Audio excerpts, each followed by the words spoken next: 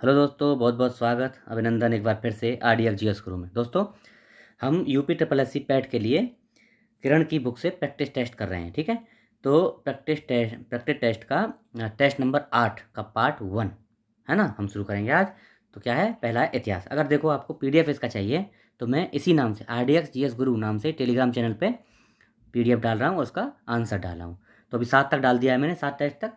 8 अब कंप्लीट कराएंगे, 8 को डाल देंगे। ठीक है, आप लोग वहाँ से डाउनलोड करके प्रैक्टिस कर सकते हैं। प्रैक्टिस करिए, जितना प्रैक्टिस करेंगे उतना ही आपको फ़ायदा होगा।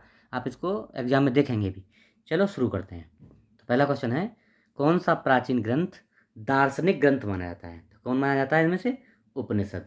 उपनिषद दार्शनिक ग्रंथ माने जाते हैं। ठीक है, तो पहले का हो गया 3। पहला देखो, हिंदू विधि को किसने सर्वप्रथम संहिताबद्ध किया? किसने किया हिंदू विधि को सबसे पहले? तो मनु साहब ने। किसने? मनु। मनु ने। देखो, हिंदू विधि को सर्वप्रथम मनु ने संहिताबद्ध किया। मनु ने मनुस्मृति में 60 वर्ण संस्कारों का वर्ण उल्लेख किया है। ठीक है, तो 4 हो गया। अगला, किस सिख नेता की इस्लाम धर्म न ग्रहण करने के कारण औरंगजेब ने हत्या कर दी थी? किसकी की थी? तो तेग बहादुर साहब की। गुरु तेग बहादुर जी की हत्या कर दी थी औरंगजेब ने 1675 ईस्वी में। अगला, सोगौली की संधि किसके बीच हुई थी? तो नेपाल और ईस्ट इंडिया कंपनी है कहीं। ईस्ट इंडिया कंपनी और नेपाल, ऑप्शन 1। ठीक है, ऑप्शन 1 सुगौली की संधि। ओके, चलो अगला देखो, किस विधि के तहत ब्रिटिश कंपनी को मुगल शासक शाह आलम द्वितीय से बंगाल, बिहार, उड़ीसा की दीवानी का अधिकार प्राप्त हुआ था? किसके तहत? तो ये एक संधि थी। कौन सी संधि थी? ये थी इलाहाबाद की संधि। कब हुई थी ये? 12 अगस्त 1765 को हुई थी। क्लाइव और किसके बीच में? क्लाइव था और बंगाल के नवाब के बीच में हुई थी ये, हैं। तो इससे अंग्रेजों को बंगाल, बिहार, उड़ीसा की दीवानी प्राप्त हो गई थी। ठीक है, ये थी 1765 की इलाहाबादी संधि। राष्ट्रीय आंदोलन, भारतीय राष्ट्रीय आंदोलन पढ़ेंगे। काकोरी षड्यंत्र के तहत काकोरी और लखनऊ के बीच ट्रेन डकैती कब हुई थी? तो ये हुई थी 1925 में। इसका डेट भी याद रखना, मोस्ट इंपोर्टेंट है। कब? 9 अगस्त 1925 को हुई थी। इसमें राम प्रसाद बिस्मिल, अशफाक उल्ला खान, राजेंद्र लहरी और चंद्रशेखर आज़ाद और कई अन्य क्रांतिकारी शामिल हुए थे। ठीक है, 9 अगस्त 1925। निम्नलिखित में से किसे गांधी अपना राजनीतिक गुरु मानते थे? किसको? तो गोपाल कृष्ण गोखले साहब को। ठीक है, ऑप्शन 4। अगला देखो, साइमन कमीशन किस वर्ष भारत आया था? तो 1928 में आया था। देखो, इसको याद रखना, साइमन कमीशन के अध्यक्ष सर जॉन साइमन थे और ये 1927 में ये फॉर्म हुआ था। किस लिए? मॉन्टेगू चेम्सफोर्ड सुधार, जो मॉन्टेगू चेम्सफोर्ड सुधार आए थे ना 1919 में, उनका रिव्यू करने के लिए कि इनको कैसा फ़ायदा हुआ है, नुकसान हुआ, क्या हुआ है। तो उसके रिव्यू के लिए 1927 में गठन किया गया था और 1928 में ये 3 फरवरी 1928 को मुंबई पहुंचा था। कौन? Simon commission. सविनय अवज्ञा आंदोलन 1930 का मुख्य कारण क्या था? सविनय अवज्ञा, तो कि नमक पर अंग्रेजों के एकाधिकार के खिलाफ विरोध प्रदर्शन करना था। यही था, बिल्कुल राइट है। 1930 में हुआ था ये। तो ये हुआ 12 मार्च 1930 में। 24 दिन की दांडी मार्च शुरू किया था महात्मा गांधी साहब ने और 6 अप्रैल को ये दांडी पहुंचे थे और वहाँ इन्होंने नमक कानून तोड़ा था। ठीक है, यही है। अगला देखो, सरदार वल्लभ भाई पटेल को सरदार की उपाधि किसने दी थी? तो देखो, अब इसमें 2 चीज़ है। इसमें इसके हिसाब से महात्मा गांधी हैं, लेकिन बारदोली की महिलाएं भी ऑप्शन में हो तो बारदोली की महिलाएं आएगा, और गांधी जी हो तो दो फिर बारदोली की महिलाएं, क्योंकि बारदोली की महिलाओं की ओर से गांधी जी ने दी थी। ठीक है, सरदार जी को ये उपाधि, वल्लभ भाई पटेल साहब को। चलो, भूगोल पढ़ेंगे। पृथ्वी के वायुमंडल का सबसे बाहरी स्तर कौन सा है? तो वैसे तो एक्जोस्फीयर है, बाह्य वायुमंडल, लेकिन इनके हिसाब से आयनोस्फीयर होगा। आयनोस्फीयर के बाद ही एक्जोस्फीयर होता है। ठीक है, तो ये हो गया। विषुवत रेखा पर दिन कितने घंटे का होता है? दिन और रात दोनों 12-12 घंटे के होते हैं। ठीक है, 3 ऑप्शन। अगला, ये देखना, सिक्सवी द्वीप। सिक्सवी द्वीप किस खाड़ी में अवस्थित है? ये जो है मैक्सिको की खाड़ी में। कहाँ है मैक्सिको की खाड़ी? मैक्सिको के नीचे है। मैक्सिको यानी अमेरिका के कहाँ, दक्षिण पूर्व में पड़ता है मैक्सिको की खाड़ी। और यहीं इस जगह पे ये किस लिए फेमस है? ये हरिकेन और टोर्नेडो, जो तूफान आते हैं ना, चक्रवात आते हैं, उनके लिए फेमस है ये मैक्सिको की खाड़ी, इसके आसपास का क्षेत्र। निम्नलिखित शहरों में से कौन सा भारत के सिलिकॉन वैली? तो बेंगलुरु है भाई। सिलिकॉन वैली वैसे सैन फ्रांसिस्को है, कहाँ का? यूएसए का। और इंडिया का कौन सा है? बेंगलोर को बोलते हैं। बेंगलोर, बेंगलुरु है वैसे। तलचेर कोयले की खान कहाँ है? तलचेर उड़ीसा में है। कहाँ पे? उड़ीसा में, तलचेर उड़ीसा, अंगुल डिस्ट्रिक्ट पड़ता है उड़ीसा का। भारतीय अर्थव्यवस्था पढ़ेंगे। किस पंचवर्षीय योजना को अर्थव्यवस्था के उदारीकरण के रूप में? तो उदारीकरण 1991-92 में हुआ था। उस टाइम पे 8वीं पंचवर्षीय योजना थी। कब कार्यकाल है इसका? 8वीं पंचवर्षीय योजना 92 से 97, और उसी टाइम पे ये उदारीकरण हुआ था। एलपीजी बोलते हैं ना, लिबरलाइजेशन, प्राइवेटाइजेशन, ग्लोबलाइजेशन, वही है ना। इसमें क्या क्या चीज़ थी ये देख लेना। इस पर क्वेश्चन बना था पिछली बार पैट में। तो क्या था इसमें, भुगतान संतुलन के लिए, बीओपी के लिए, सरकार की संसाधन स्थिति में तत्कालीन वर्तमान संकट को निपटने के लिए, आर्थिक उदारीकरण के लिए, वैश्वीकरण के लिए, निजीकरण के लिए, इन सबको मंजूरी दी गई थी। आयात शुल्क कम किया गया, विदेशी प्रत्यक्ष निवेश के लिए दरवाजे खोले गए, बाजार निर्धारित विनिमय दर प्रणाली को पेश किया गया, कई चीज़ें सुधार किए थे ये। अगला देखो, निम्नलिखित में से कौन भारतीय अर्थव्यवस्था के प्राथमिक क्षेत्र के अंदर खेती करने वाली, मतलब कृषि और कृषि से संबंध जो चीज़ें होती हैं वो सब आती हैं। तो डेयरी उद्योग क्या है, डेयरी उद्योग भी प्राथमिक संबंध है, ठीक है, 2 ऑप्शन। अगला देखो, कृषि और कृषि संबंध मतलब डेयरी भी उसी में आता है प्राथमिक। प्रधानमंत्री श्रम योगी मानधन योजना का शुभारंभ कब हुआ था, मतलब किसने किया था, ये नरेंद्र मोदी साहब ने किया था, प्रधानमंत्री साहब ने। कहाँ ये किया था, 5 मार्च 2019 को गांधीनगर से, ठीक है। और इसमें क्या है, ये 60 साल की उम्र के बाद असंगठित क्षेत्र में कर्मचारी जो होते हैं उनको 3,000 रुपये की मासिक पेंशन प्रदान करने के लिए दी गई है, ठीक है, 3,000 रुपये। भारत में कृषि फसलों के लिए न्यूनतम समर्थन मूल्य एमएसपी कौन इसका समर्थन करता है, कौन इसको निर्णय करता है। तो देखो ये होता है सीएससीपी बोलते हैं, कृषि लागत और मूल्य आयोग होता है, ठीक है, यही होता है, यही करता है। तो इसमें कृषि लागत और मूल्य आयोग की सिफारिशों के आधार पर ही कुछ फसलों के लिए बुवाई के मौसम की शुरुआत में ही भारत सरकार द्वारा न्यूनतम समर्थन मूल्य की घोषणा कर दी जाती है, ठीक है। इससे फायदा क्या है, इससे क्या है, किसानों की जो फसल है उस कीमत पर बिक जाए, उनको घाटा ना हो। दूसरा पीडीएस होता है ना, पब्लिक डिस्ट्रीब्यूशन सिस्टम, उसके लिए अनाज की आपूर्ति कर सके सरकार। ये 2 कारण होते हैं मेन। अगला देखो, निम्नलिखित में से कौन रिजर्व बैंक का गवर्नर नहीं रहा है, मनमोहन साहब, उर्जित पटेल, रघुराम राजन साहब। तो ये तो आपने सुना होगा, रघुराम राजन और उर्जित पटेल तो अभी थे कुछ दिन पहले ही, और मनमोहन सिंह ये पहले थे, 1991-92 में उस टाइम पे थे। ये सुनील अरोड़ा नहीं रहे हैं, ये क्या रहे हैं, हमारे चुनाव आयुक्त रहे, मुख्य चुनाव आयुक्त रहे।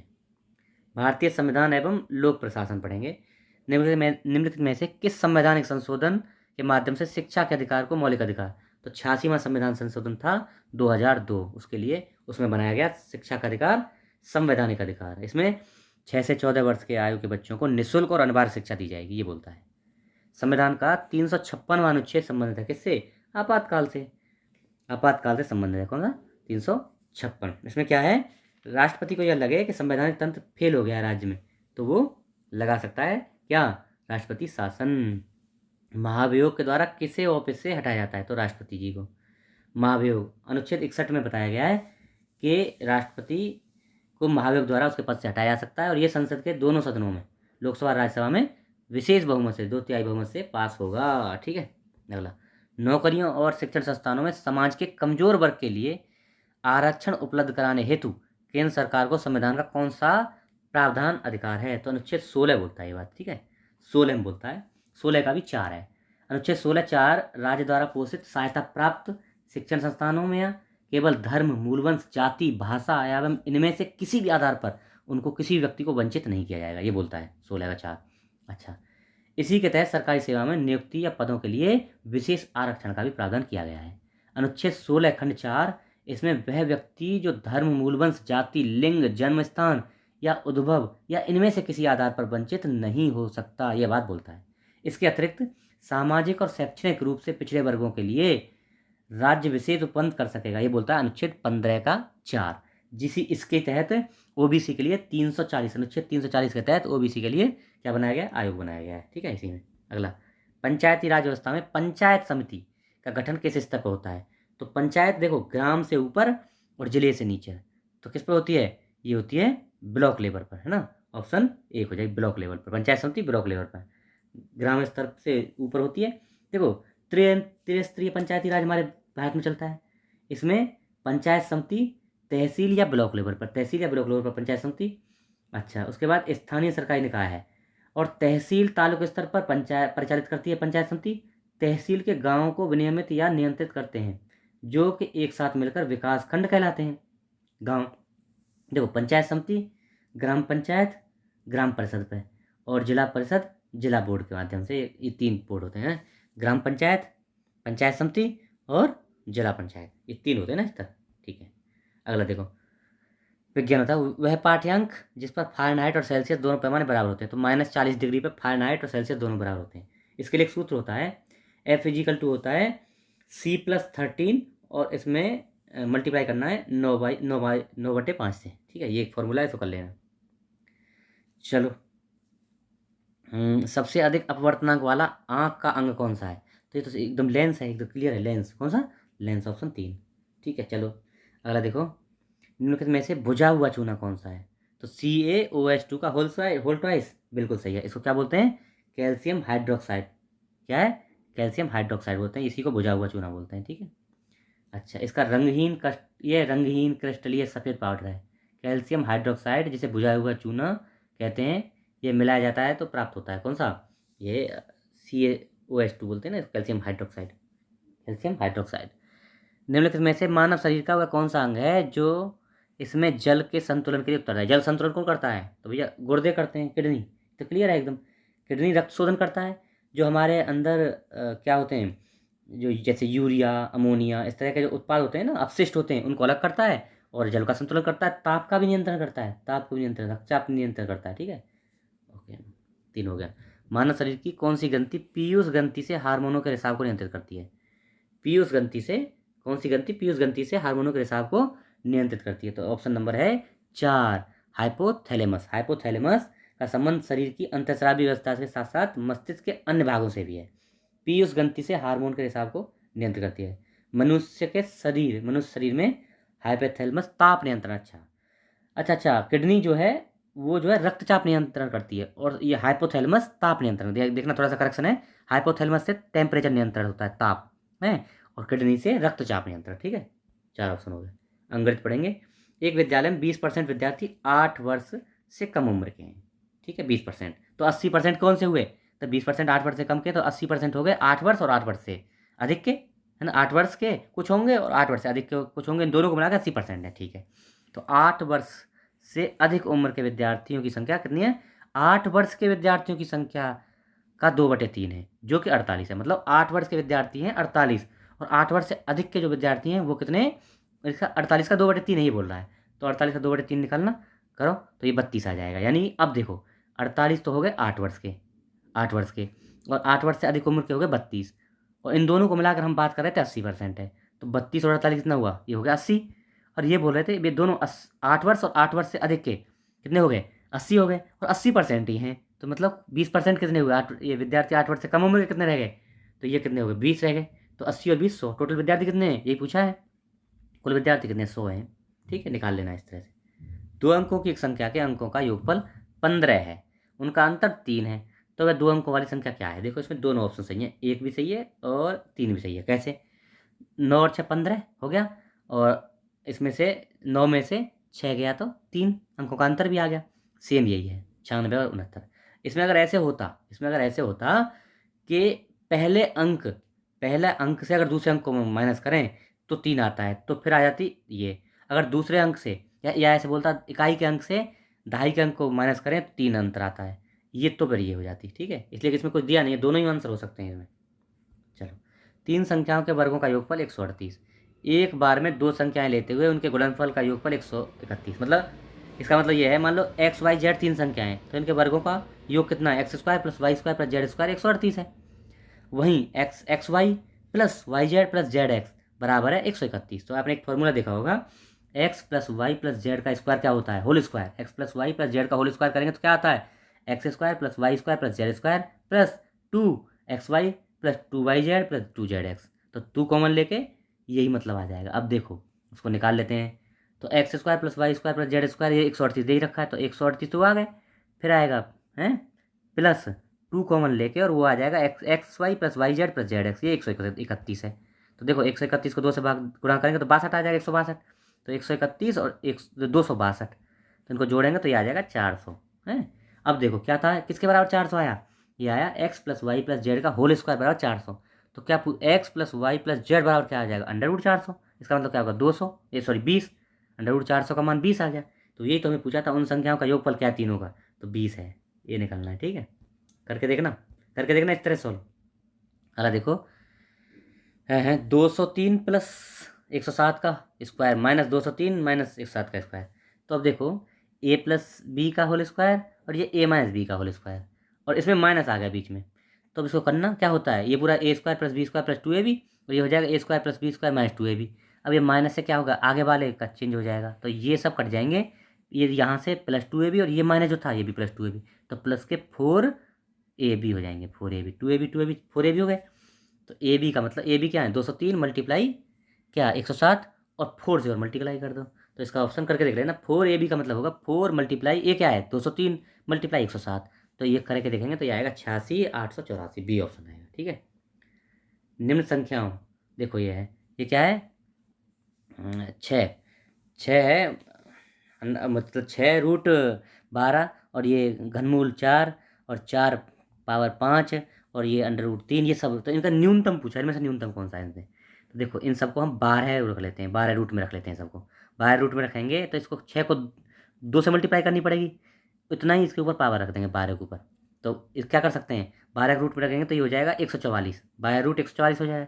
इसको भी 12 कर लेते हैं, इसको भी 12 करेंगे, देखो एक बार बता देते हैं, एक बार सुनो, इसको 12 करेंगे तो 12√144 आ जाएगा, इसको 12 कितना हो जाएगा, तो देखो 12 करने के लिए 4 से मल्टीप्लाई, तो 4⁴ 4 कितना होता है बताओ, 4 चौक 16 चौक 64, चौके कितने हो जाते हैं वो आएगा, तो कितना हो जाएगा, ये हो जाएगा 256, तो ये 256 आ जाएगा। और ये अब इसमें 3 पावर करनी पड़ेगी 5 की, तभी तो हो गए 12, 4 से 12 और 3 पावर कर दो, 5 पंजे 25 पंजे 125, तो 125 12 में 125, और इसको भी 12 कर लो तो 6 पावर करनी पड़ेगी, 3 तिया 9 तिया 27 तिया 81 तिया कितने 729 हो जाएगा ना।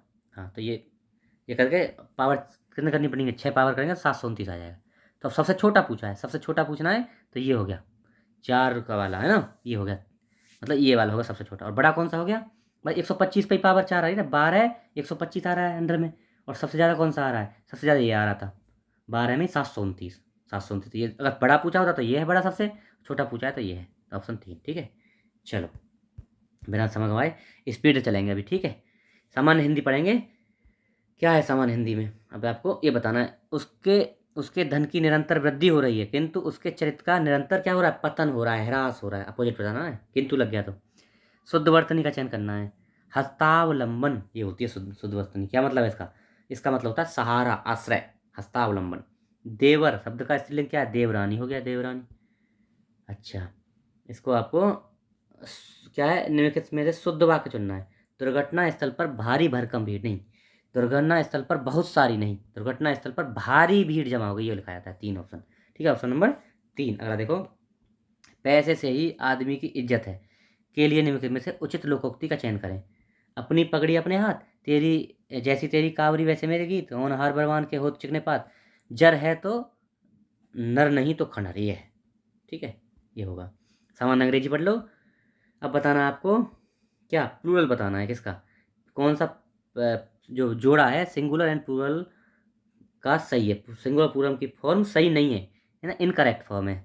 तो ऑक्स का ऑक्सन होता है, गूज का गीज होता है, ये भी सही है, थीप का थीप जो होता है ये भी सही है, इससे सीप सीप, ये सीप का सीप नहीं होता, सीप का सीप ही होता है, सीप का सिंगुलर भी सीप और प्लूरल भी सीप, ये गलत है। ठीक है, ये गलत ही पूछा था। अगला देखो, by the end of this month I here for 5 years, तो क्या बताना, फ्यूचर परफेक्ट टेंस बनाना है, पर फ्यूचर परफेक्ट टेंस, तो फ्यूचर परफेक्ट में विल हैव बीन आता है, तो ये 3 है, एकदम क्लियर है, तो विल हैव बीन लगता है कभी फ्यूचर परफेक्ट सेंटेंस में ना, ये आएगा। अब देखो अनसीन पैसेज आ जाएगा, it is not luck but labour that makes good luck, says an American author, is ever waiting for something to turn up, labor with keen eyes and strong will power turns up something, luck lies in the bed and wishes the postman would bring him news of legacy, labor turns out at 6 and with busy pen and ringing hammer lays the fundamental of competence. Luck wins, labor watches. Luck relies upon chances, labor upon character. Luck slips downwards to self indulgence. Labor strides upwards and aspires to independence. The conviction, therefore, is extending that diligence is the mother of good luck. In other words, a man's success in life will be proportionate to his effort and his industry, to his attention to small things. ठीक है, अब देखो question के answer देख लो। Which one of the following words in the passage indicates, क्या indicate कर रहा है, that the writer does not ultimately reject the element of luck. तो कौन सा इनमें से बोलता है, तो diligence is mother of good luck, ये बोलता है। लक को भी मैं थोड़ी बहुत वैल्यू देता है राइटर, तो ये शब्द में दे रहा है, diligence is the mother of good luck. अगला देखो, which pair of words means the same thing, labour and industry, दोनों का मतलब एक ही होता है, लेबर और मेहनत होता है, दोनों का मतलब है ना, मेहनत करना। Which one of the following statements sums up the meaning of passage, है ना, luck wants and complains without working, मतलब बताना है वो कौन सा, इसमें से कौन सा सही मीनिंग दे रहा है। हाँ, तो इसमें luck wants and complains without working while labour achieve success although it complains, यही इसका सही मीनिंग दे रहा है पैसेज का, ठीक है, पहला वाला ही। तर्क और तर्क शक्ति देना है भैया। अभिकथन, सभी कठपुतलियाँ गुड़ियाँ हैं, तो कठपुतली ले लो यहाँ, कठपुतलियाँ, उनको गुड़ियाँ बता दो, सभी गुड़ियाँ हो गई, और सभी गुड़ियाँ खिलौने बाहर हो गई। अब देखो कैसे, कुछ खिलौने कठपुतलियाँ हैं, तो खिलौने बाहर वाले हैं, कठपुतलियाँ होंगे, बिल्कुल राइट है, पहला सही है। दूसरा, सभी खिलौने कठपुतलियाँ, सभी खिलौने कैसे कठपुतलियाँ हो जाएंगी, तो केवल एक निष्कर्ष सही हो रहा है, केवल एक, ठीक है, ऑप्शन एक। चलो अगला देखो, 47 बताना है आपको दिए गए विकल्पों में, क्वेश्चन मार्क के अंदर क्या आना, तो ये क्या है, ये क्या है, लेखक कलम है, ये कलम है ना, कलम, लेखक कलम से उसी प्रकार संबंधित है जिस प्रकार इनमें से क्या संबंध है, मतलब लेखक कलम से लिखता है, कलम के द्वारा लेखक लिखता है, तो भैया पेंटर कैनवास पे पेंटिंग करता है, इसलिए 3 सही है, ठीक है। अब इनमें से आपको सिस्टम से लगाना, देखो सबसे पहले क्या आएगा, डी आई एस सब में आ रहा है, DISS सब में आ रहा है, तो उसके बाद में ये सबसे पहले 3 आएगा, क्योंकि SSS के बाद ई सबसे पहले आता है, ई, और उसके बाद देखो ई के बाद में आई आएगी, है ना, एक आएगा, 3 1 है ना, ये तो खत्म ही हो गए दोनों, 3 1, उसके बाद में अब देखो इन तीनों में से 2 4 5 में से कौन सा पहले आएगा, फिर 4 आएगा, 4 छोड़ दो क्योंकि दोनों में 4 है। अब 5 और 2 में से देख लो, 5 और 2 में से कौन सा पहले आएगा, 5 और देखो OL आ गया, एल के बाद UV, तो यू वाला पहले आएगा 5, यानी ए ऑप्शन आ जाएगा, ठीक है, कौन सा, 48 में ऑप्शन एक आ जाएगा, क्योंकि यू पहले आता है, वी बाद में आता है, इसलिए, ठीक है। चलो, किसी कूट भाषा में इसको ऐसे लिखा जाता है हाइड्रोजन को, तो एंटीमोनी को कैसे लिखा जाएगा, अब देखो इसमें किया क्या है, देखो एच से HIJ, Y से, फिर क्या किया, देखो पहले 2 जोड़ा, फिर देखो YJKLM है, मतलब पहले 2 जोड़ा, फिर YZABC, फिर 4 जोड़ा, फिर 6 जोड़ा, 8 जोड़ा, ऐसे करके जोड़ा है, तो ए में 2 जोड़ो, BC, फिर एन में 4 जोड़ो, NOPQR आएगा, तो यानी कि CR वाला है कोई, CR से एक ही क्लियर हो रहा है, 2 बस इतने पे हो जा रहा है, फिर 2 जोड़ा, फिर 4 जोड़ा, 6 जोड़ा, 8 जोड़ा, 10 जोड़ा, ऐसे करके बढ़ते जा रहे हैं, ठीक है। इनकी जगह पे है ना, माइनस का अर्थ प्लस, प्लस का अर्थ, ये रखना है, तो देखो रख के देख लो एक बार, इसमें रख लेते हैं, तो क्या है, थोड़ा सा छोटा कर लें, हाँ जी, यदि पहले में रखो, हाँ, क्या है, माइनस का अर्थ भाग, तो यहाँ भाग हो गया पहले में, उसके बाद प्लस का अर्थ है, प्लस का अर्थ गुणा है, तो यहाँ गुणा हो गया, उसके बाद गुणा का अर्थ क्या है, गुणा का अर्थ प्लस है, तो ये प्लस हो गया, और प्लस का अर्थ फिर गुणा है, प्लस तो क्या है, तो भैया प्लस का अर्थ गुणा है, और इक्वल से गुणा हो गया, और ये माइनस हुआ, तो माइनस किसका अर्थ है, हाँ माइनस है, भाग का अर्थ माइनस है, भाग है ये, भाग का अर्थ माइनस है, देखो तो पहले में भाग दिया, 30 में 6 का भाग देंगे तो 5 आया, 5 आया, तो फिर 5 की मल्टीप्लाई कर देंगे तो 25 हो गया, ये 25 आ गया यहाँ तक का 25, उसके बाद फिर क्या +4, 25 4 29 हो गए, और -2 तो 27, 27 बराबर 27, पहला ही सही हो गया, तो यही सही है पहला, ठीक है, रख के देख लेना। चलो अगला देखो, करंट अफेयर्स पढ़ना है, भारत के बाहर, अब देखो पहला, भारत के बाहर पहले IIT परिसर की स्थापना किस देश में की गई है, तंजानिया में की गई है, बहुत इंपॉर्टेंट है, याद रखना, तंजानिया में की है, और ये IIT परिसर पहला तंजानिया मद्रास ने, IIT मद्रास ने किया, इंपॉर्टेंट है। Institute for economics and peace द्वारा 2023 ग्लोबल पीस इंडेक्स में भारत का कौन सा स्थान है, तो भारत को अभी 126वां स्थान मिला है, ठीक है, किसमें 126वां स्थान मिला है, ओके। चलो अगला देखो, कौन सा देश संघाई सहयोग संगठन का नया सदस्य, 9वां देश बना है, कौन सा, ईरान बना है अभी, ठीक है, ईरान। पहले 8 कौन से, चीन, रूस, भारत, पाकिस्तान, ये 4 हो गए, 4 मध्य एशियाई देश हैं कौन से, कजाकिस्तान, किर्गिस्तान, ताजिकिस्तान, उज्बेकिस्तान, और 9वां बन गया है अब ईरान। किस देश ने दुनिया की सबसे शक्तिशाली हाइपरसोनिक पवन सुरंग का अनावरण किया है, कौन कर सकता है, चीन ही कर सकता है, और कौन करेगा इतना पावरफुल भाई। 2023 वैश्विक प्रतिस्पर्धा सूचकांक ग्लोबल कम्पिटिटिवनेस इंडेक्स में भारत का कौन सा स्थान आया है, तो ये 40वां आया है, कौन सा है, 40वां आया है, ठीक है, 40, ओके। इसमें डेनमार्क, आयरलैंड और स्विट्जरलैंड टॉप पे है, हमारा 40वां स्थान है। 1 लाख करोड़ रुपए का बाजार पूंजीकरण प्राप्त करने वाली पहली भारतीय एयरलाइंस कौन सी बन गई है? इंडिगो बन गई है। 1 लाख करोड़ का है Indigo, most important Indigo airlines बन गई है। किस बाल अधिकार अधिवक्ता ने इकबाल मसीह पुरस्कार 2023 किसने जीता है? तो ये जीता है किसने? ललिता नटराजन ने जीता है। किसने? ललिता नटराजन ने।